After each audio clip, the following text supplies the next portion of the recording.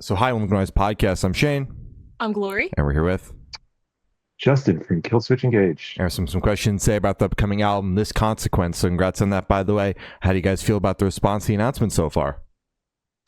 Pretty good. I don't know. I haven't paid too much attention. Is it all right? Is the internet mad or happy or what's going on out there? I I've only seen mean, positive things. yeah, I think the internet's All right, pretty good. excited. It's been a while since the last Killswitch record. I would say people are stoked. hmm Yeah, it has been a minute. There's that whole pandemic thing that kind of got in the way of a few things, but Yeah. that's not really the best excuse. It's taken us a while, but it's finally done and it's finally going to come out. Hell yeah. Exactly. So Hell yeah. obviously there was a pandemic, but I'm curious, like, when did the process for the record kind of start? And then when did you guys have masters in hand? Like, if we could get a rough timeline. Sure. I think we started getting together to get some riffs worked on in early 2023, I'm pretty sure. Hmm. And it was finally finished and delivered maybe sometime last summer, I Okay. think, hmm sometime around there. And I can't remember it too specifically, so that's a very vague um, timeline. But yeah, it's probably a good solid almost year and a half from when we started getting together to when it was like finished. All right. Well, at least Gotcha. it's not like you've been slaving over it for years. It was just like the world got in the way. Life got in the way. Yeah. Yeah, it wasn't like we wrote 5 records and threw them all in the trash or anything before we got to this one. Yeah. Ooh, hell, yeah. And you also mentioned that you haven't really been paying attention to kind of the feedback or the anticipation. Is that a conscious decision, or is that just how life's taking you right now? No, it is. I try to avoid the internet and comments. I'm not Mhm. a comment reader or anything. We just sort of can't control the reaction. We control what we make and then we throw it out there and people either like it or don't like it. Nothing you can do at that point. Gotcha. I'm not Yeah, a fair comments enough. guy either. Glory's got to moderate I that stuff handle for that. me. Yeah. Yeah. Yeah. That's hmm that's that's tough. I mean, it's probably I had to do it. My wife did a dissertation and she one of the things that she had to do was go through internet comments and I was kind of helping with it and it was like soul sucking to read people fight like at the drop of a hat over hmm nothing. Yeah. Yeah. Crazy. People are Absolutely. always ready to hop on something, man. It's crazy out Yeah, there. it's brutal. hmm Sucks. Yeah. Unforgiving. Oof. So, is there any meaning behind the album title or cover art? Probably. Okay, okay. No, I mean, it's a little looks a little kind of um something something went wrong in the cover art, Mhm. hmm Looks doesn't look like it's all happy and glowy and hmm yes there's just sort of I don't know, I like the word consequence. I think it's a good thing to keep in mind when people do stuff and make excuses for other people being angry at them for certain things that you did. And it's like, no, it's just those are the consequences for, you know, doing things. So hmm um, yeah, I think that's probably most of what it boils down to. Yeah, that makes Gotcha. sense. Hmm. That's kind of like your interpretation of what you personally want the listener to kind of be thinking about as they're going through the record. Maybe not exactly what it means and why it was chosen. Yeah, I don't have a whole lot of you know, I'm not sitting there writing lyrics, Yeah. hmm we're making comments on it and we're like, yeah, that's cool. That part's cool. That part's we can probably do something better with that part or whatever, but you know, I'm not coming up with a whole bunch of concepts and lyric writing. So I just sort of going with the flow a little bit in that Yeah. in that Yeah. sense for that. But I think yeah, I think we're all pretty like-minded in how we go about um, seeing what's happening in the world. Makes So we sense. hmm kind of all come together and have this sort of unified message of what we want the band to kind of portray, I would Exactly. say. All on the same page. Mm. Absolutely. Mhm. So can you tell us a little bit about the writing process for the album? Yeah, sure. When we got together, we very consciously decided to get together and all be in the same room jamming, which we hadn't kind of done in a little bit. hmm Maybe a couple, maybe here and there for little parts, but not like a real effort to get together and have riffs bouncing off each other and everything rather than having kind of completed demos brought in and tweaking completed demos. Like we were really wanted to sort of just get together and see what we could whip up from scratch. So we hmm haven't done that in a little bit. It was it was very fun to do that. We had a couple sessions like that. We had a lot of stuff that we all kind of wrote on our own and brought in ideas too. So it was kind of a mix of that. But we got together and we played through pretty much all of it really to make sure that we didn't have any missed ideas Mhm. or whatever. It's different when you hear something and then when you get together and you do it with the other guys. It's a big difference. So we just wanted to make sure that we didn't accidentally kind of bypass that process this time. Yeah. Yeah. Okay. So what was the main reasoning behind you guys kind of getting into a room together? Was it to switch things up, or was it kind of to reminisce, I guess, on past records and past processes? I think it was a little bit to switch things up, and I also think that we were forced to be isolated for so long that we really wanted to get together. So I think Oh, that was a big part of it too. Yeah. yeah. Hmm, that's very sweet. So what song off the album took longest to write, and then which one is your personal favorite? Personal favorite is probably Forever Aligned, which is the one that's been um, shared so far. Hmm. Longest to write, that's a tough one. We've had a lot of stuff just kind of come and go with like, I mean, I guess it would have to be one of them. It's a song called Collusion that was mostly demoed for the previous record, Oh. but Hmm.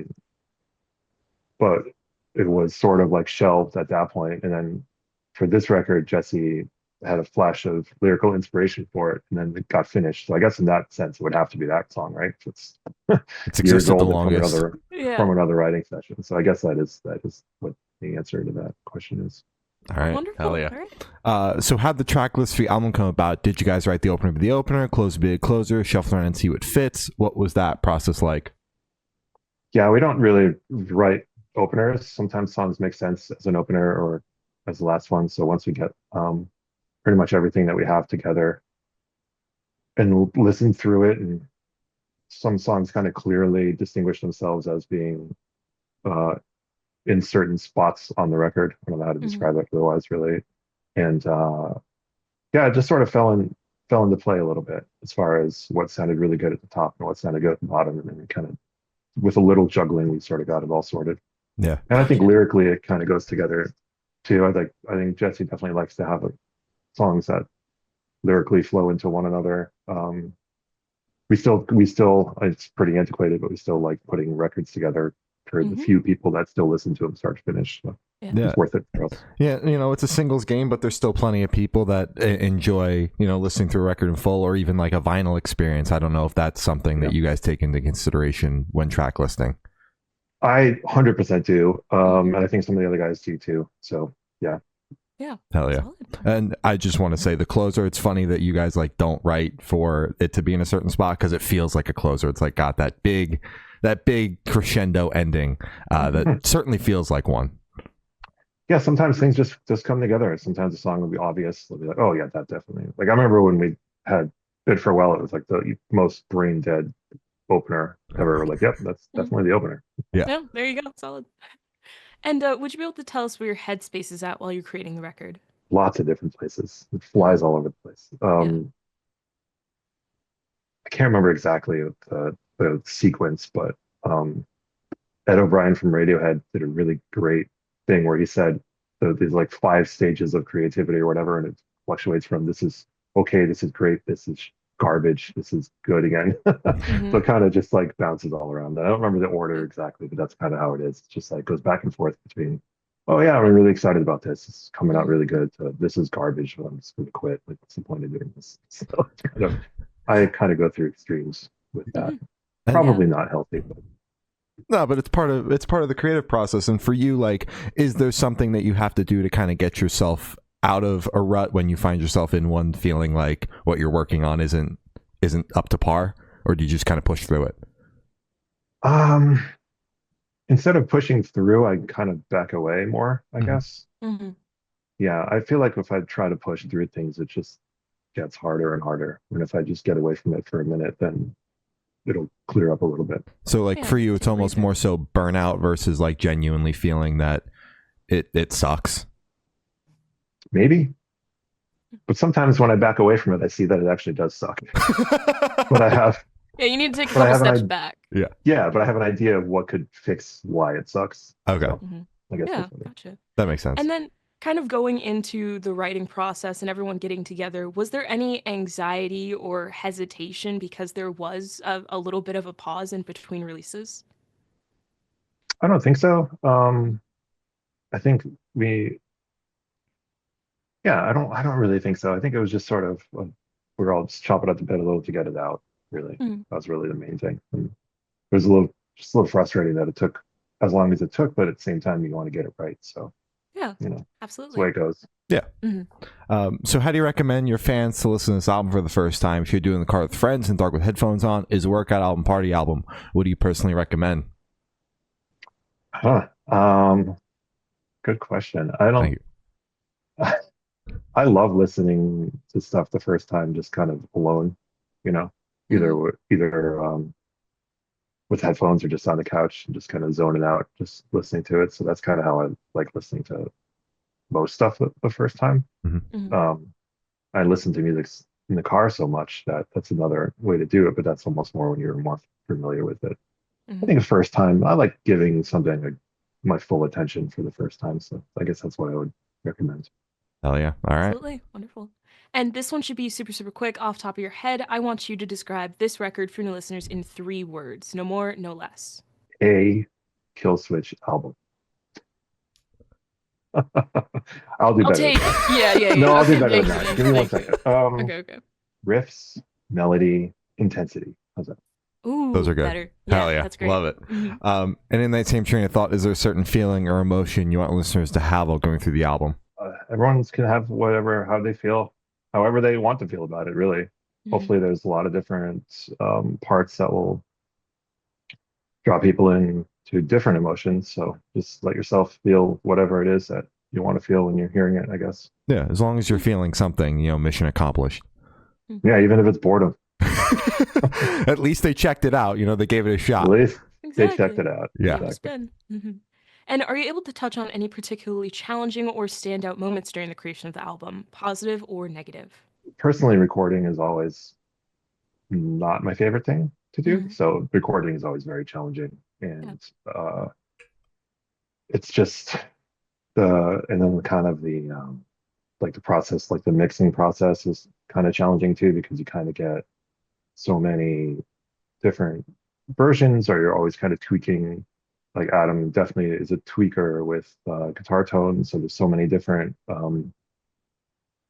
versions coming through. It's tough to keep track and it's tough to hear the difference. And he hears a lot of things that I don't think a lot of humans hear. So he'll Nice. Good to send hear. send two things, and I'm like, these are different. I'm not sure Yeah. that these are different. Hmm. So that's always one of the things that's kind of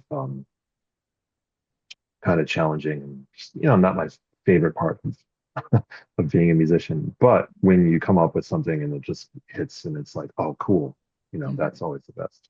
Yeah. Like Yeah. when we I think it was the second song on the record, Discoordination. I'm pretty sure if that is the second song, I'm pretty sure it came from one of the writing sessions where there was nothing at the beginning of the day, and at the end of the day there was that song, and that's just Hmm. like a really cool feeling to like leave and be like, awesome, look what we did today. Yeah. Yeah. Wonderful. Now, for you, like, does your enjoyment of being a musician come out like when you get to play live, since like you're not the biggest fan of the recording process? Yeah, absolutely, 100 million% live. I like playing with Yeah. people and Mhm. the energy and just everybody yelling at us. It's Absolutely. 100 million%. Hell Damn yeah. right. Damn right. So for this question, I want you to picture you're on tour. You're at a gas station for a rest stop. What is your snack of choice? Two things, both Mhm. of them. I have weird Fritos craving. Ooh, a Okay. fuck with Fritos. Okay. Yeah, Fritos I can get down with. Like whenever I see them, I have to get them. And Hmm. any kind of Reese's treat, whether it's the Reese's like Reese's Pieces or the peanut butter cups or any of that, all of Hmm. the peanut butter chocolate combo. Yeah. Hell yeah. Hell yeah. Solid picks. Yeah. Yeah. And the Chipwich. Sorry. If I'm The feeling chip ice cream, I witch. definitely go with the Chipwich. Oh my God, I've never heard of that. Is that just like a chocolate chip sandwich? Yeah, the two cookies, chocolate chip cookies with Yeah. ice cream in the middle. Yep. Oh, okay, okay. Solid. Easy enough. All Yeah. right, all right. And on the topic of food, if the band was a dish, what dish would the band be and why? It would have to be some kind of Indian dish Hmm. because we're probably gonna be super spicy, and then the next day you're gonna regret eating it. Mm-hmm. But it's good going down. The next day you're like, Exactly. oh, what did I do last night? Fuck. Yeah. That's kind of like how it feels to go to one of our shows, probably. Yeah. Fun while it happens, and then the next day you're hungover. You're like, oh, The next day you're calling out of work. Yeah. yep. All right. Mhm. And for the last couple questions, going to shift completely away from music and go straight to death row. Boom. So if you're on death row, what would your last meal be with a drink? Probably have to be fish and chips. Ooh. Oh. Although I've okay. made a substitution lately to fish and tots if the places let me do it, which makes me Mhm. much happier. Shout out Tater Tots. And True. the drink would just be whatever the strongest hazy IPA they have available is. Yeah. All right. Wonderful. Delicious. And if you could live in one fictional world for a week, where would you live? I think it would be this very specific. It would be there's a Stephen King series, the Dark Tower series. I don't know if Mhm. you guys have read that at all. But in the fourth book, there's like a whole middle part of the fourth book where Roland goes back to when he's a kid and he goes to Magis for this whole thing. I would go there. So that's That's probably my favorite wonderful. book. So that's where I would go. Yeah. Hell yeah. Hell yeah. Love I Even have though very terrible things happen there. I would go there. Oh, I have very vague memories of I think starting that series when I was younger, but you bringing it up makes me want to revisit it. Yeah, the very first book, The Gunslinger, is a little bit on the slower side, and Mhm. he wrote it like 13 or something years before he even wrote book two. So he Oh, kind of damn. did it and then shelved it for a while. Yeah. But so if that was the case, Mhm. pick it up at the beginning of book two, and then you're good. Because that's like Yeah. it's when he was like just crushing it, right? And so Exactly. Yeah, yeah. He was in his stride. Yeah, your yeah, weekend yeah. sorted, Glory. Yeah, hell yeah, I do. Damn right. And I've asked the last question. Every single person we've spoken to have said that it is the most important question. What's your favorite color? Green. Specific shade of green. Yes, maybe forest green. Forest. That's good. Wonderful. Hell yeah. Calming. So as I said, that's all the questions we have today. Is there anything that you would like to plug? Besides the record, we're going on tour in the beginning of March in the US. There will be a lot more touring the rest of the year. So if we're not going to where you live on that one, don't worry. We're probably getting there by the end of the year because we've got a lot of stuff coming up. Now, I think most of it is announced yet, but yeah, we're gonna be busy. The record's out. We're gonna be busy. We're gonna play a lot of shows. So keep an eye out for us. Hell yeah. Good to hear. All right. Well, thank you for sound. It's been Justin from Killswitch Engage, and we have been the Good Noise Podcast.